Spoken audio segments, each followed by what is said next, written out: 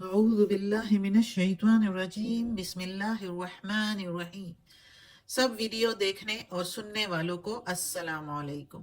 ہمارے چینل کے پیارے ویورز، آج ہم تلاوت کریں گے سورہ یوسف کی آیت نمبر 38، 39 اور 40، یعنی کہ آیت نمبر 38، 39 اینڈ 40 انشاءاللہ تلاوت کریں گے ترجمہ کے ساتھ اور تفسیر کے ساتھ۔ تو چلیں شروع کرتے ہیں آج کا سبق، لیکن شروع کرنے سے پہلے چینل کو سبسکرائب کریں، بیل نوٹیفیکیشن کو آن کریں تاکہ اگلی ویڈیو آپ کو آسانی سے ملتی رہے، اور ہو سکے تو شیئر بھی کریں تاکہ زیادہ سے زیادہ لوگ دیکھیں، آپ کو بھی زیادہ ثواب ملے اور مجھے بھی۔ تو چلیں اب شروع کرتے ہیں آج کا سبق۔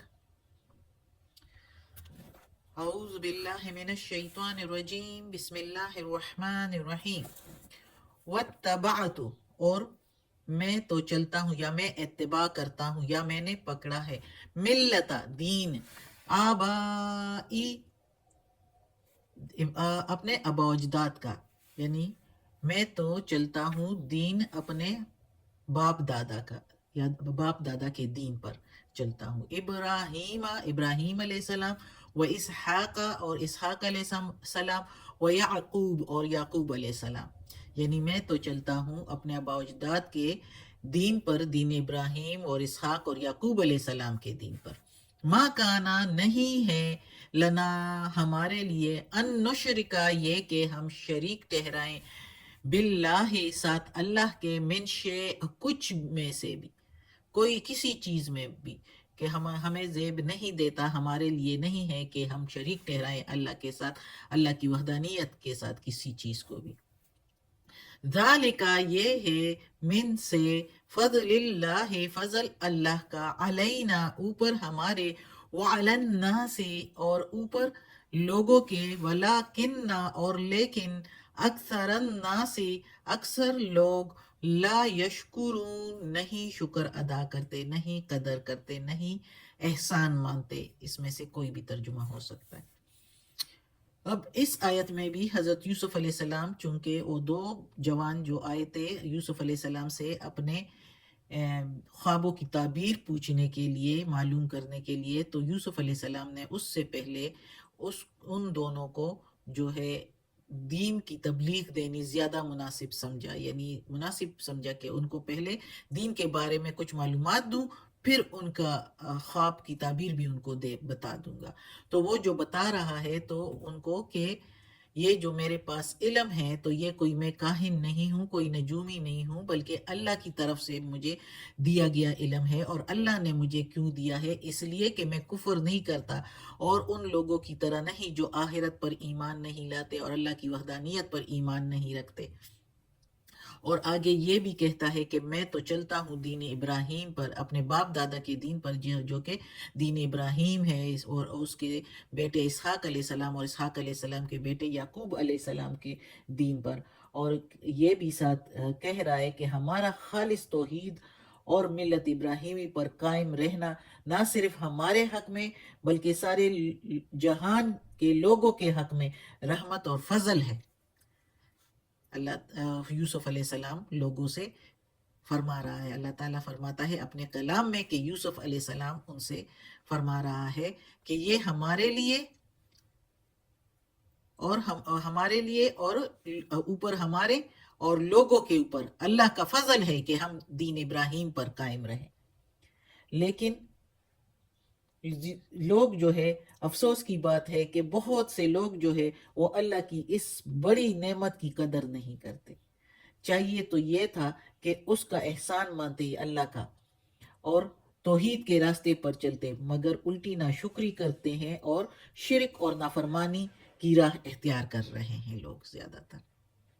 تو یہ یعقوب علیہ السلام ان دو نوجوانوں کو، اور ساتھ ظاہر قید خانے میں اور لوگ بھی تھے، سب کو سنا رہے ہیں کہ دین جو ہے اللہ ہمیں کیا بتا رہے ہیں، ہم کس طرح اس دنیا میں آئے ہیں، اور اللہ ہی کا حکم ہے ہمارے لیے، اور یہ اللہ کا فضل ہے۔ اگر ہم سیدھے راستے پر چلتے ہیں تو یہ بھی ہم پر اللہ کا فضل ہے، یہ نہیں کہ ہم اللہ پر احسان کرتے ہیں، اللہ کا ہم پر احسان ہے کہ ہمیں اپنے سیدھے راستے پر چلاتا ہے، لیکن اکثر لوگ ناشکری کر جاتے ہیں۔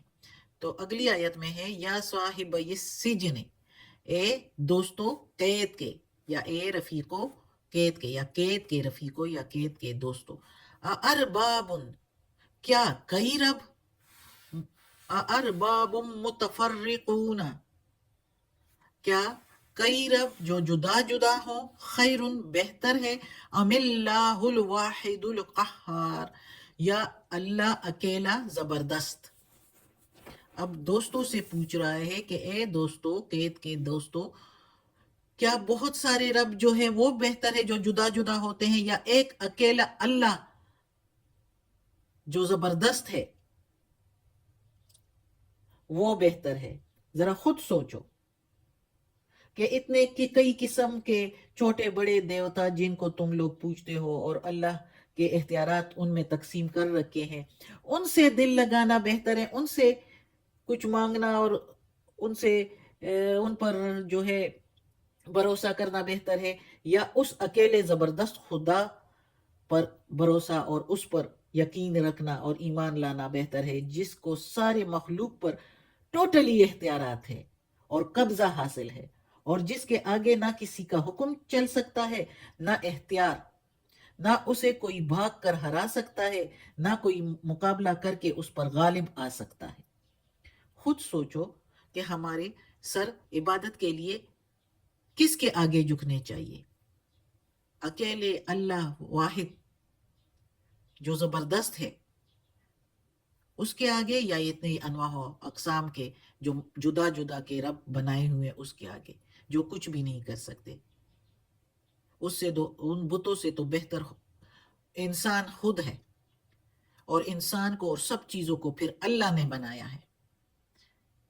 تو اللہ تعالیٰ فرماتا ہے قرآن میں کہ یہ یوسف علیہ السلام نے اپنے قید خانے کے دوستوں سے ان کو تبلیغ کرتے ہوئے بتایا، اور پھر ان سے پوچھنے لگا۔ اب آگے پڑھتے ہیں، آگے مزید یوسف علیہ السلام دوستوں سے کہہ رہا ہے، قید خانے کے دوستوں سے، ما تعبدون، نہیں تم عبادت کرتے ہو، من سے دونی ہی سوائے اس کے، الا اسماء، مگر نام ہے، سمیتموہا، جو رکھے ہیں اس کے، یعنی نام رکھے ہیں اس کے، انتم تم نے، وآباؤکم اور تمہارے باپ دادا نے، وا کے میننگ اور آباؤ باپ دادا، کم تمہارے، وآباؤکم ما انزل اللہ، جو نام رکھے ہیں اس کے تم نے اور تمہارے باپ دادا نے نہیں اتاری اللہ نے، بہا ساتھ اس کے، من سلطان کوئی دلیل، یعنی نہیں تم عبادت کرتے سوائے اس کے، مگر نام ہے جو رکھے ہیں نام اس کے تم نے اور تمہارے باپ دادا نے، نہیں اتاری اس کی اللہ نے کوئی سند، یعنی کوئی سرٹیفکیٹ، کوئی اس کی دلیل کہیں پر بھی نہیں، ثبوت کہیں پر بھی نہیں کہ اللہ نے اس کے یہ نام اور یہ خدا جو تم نے بنائے ہیں یہ اللہ نے کہا ہے۔ ان الحکم الا للہ، نہیں ہے حکم سوائے اللہ کے، یعنی کسی کا حکم نہیں ہے سوائے اللہ کے، امرا اللہ تعبدو، حکم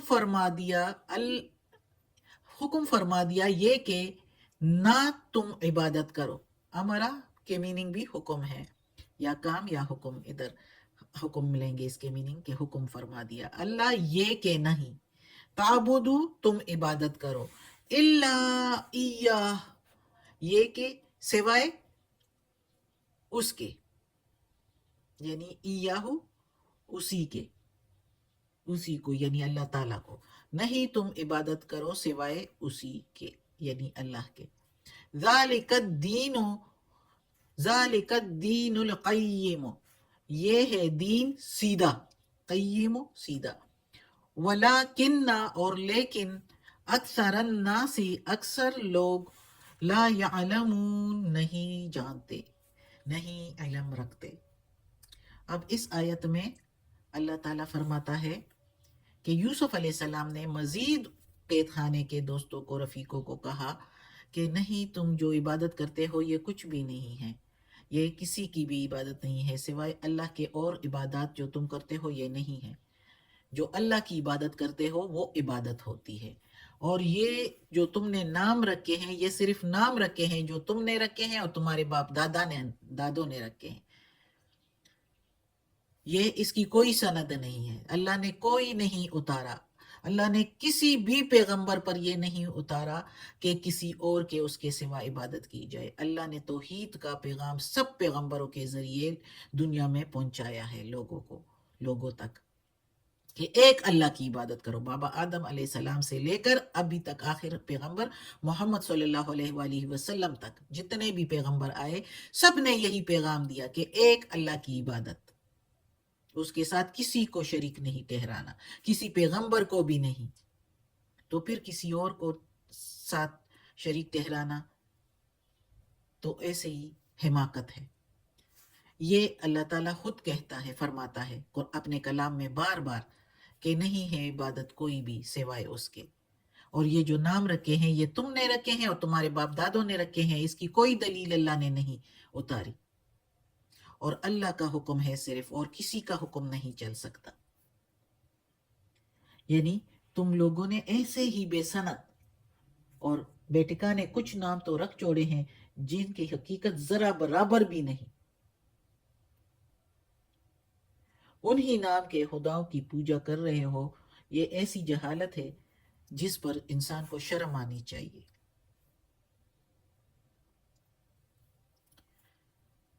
تو اور اللہ تعالیٰ کہتا ہے کہ حکم بھی کسی کا نہیں، صرف اللہ ہی کی حکومت ہے. اللہ جو چاہتا ہے حکم دے دیتا ہے، کن فیکن ہو جاتا ہے. اور سارے انبیاء علیہ السلام نے، جیسے ابھی میں نے کہا، یہی حکم دیا ہے کہ اللہ کے سوا کسی کی عبادت نہیں، اللہ کے ساتھ کسی کو شریک نہ ٹھہراؤ. توحید خالص کے راستہ میں کوئی ادھر ادھر کا ٹیڑھا پن نہیں، سیدھا اور صاف راستہ ہے جس پر چل کر آدمی بغیر کسی کٹکے کے اللہ تک پہنچ جاتا ہے. لیکن بہت سے لوگ اپنی حماقت اور بے وقوفی کی وجہ سے ایسے سیدھے راستے کو بھی نہیں سمجھتے. اللہ تعالیٰ خود کہتا ہے، فرماتا ہے کہ اکثر لوگ نہیں جانتے. سیدھا راستہ ہے جنت کی طرف جانے کا، یہ قرآن، اس میں سب کچھ موجود ہے، سارے مسائل کا حل. اس کو ترجمے سے پڑھ کے تو کسی اور کی باتوں میں آنا ہی نہیں چاہیے. اسی کو پڑھ کے، اسی کو سمجھ کے، اسی پر عمل کرنا چاہیے. اللہ ہمیں توفیق دے کہ اس قرآن مجید کا ترجمہ مکمل کرے اور اس پر عمل کرنے کی توفیق دے. صدق اللہ العظیم.